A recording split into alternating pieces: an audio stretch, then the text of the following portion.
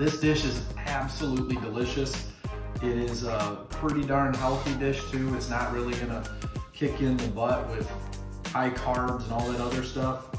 You got sweet potatoes, you got egg in there, onions, you got turkey sausage. It really is a healthy dish. And you know, in hindsight, thinking about it, maybe my mom nailed the name there. Maybe you call it a bird's nest. It's got a little basket with the potatoes and you got an egg in there. So hopefully you guys love this recipe.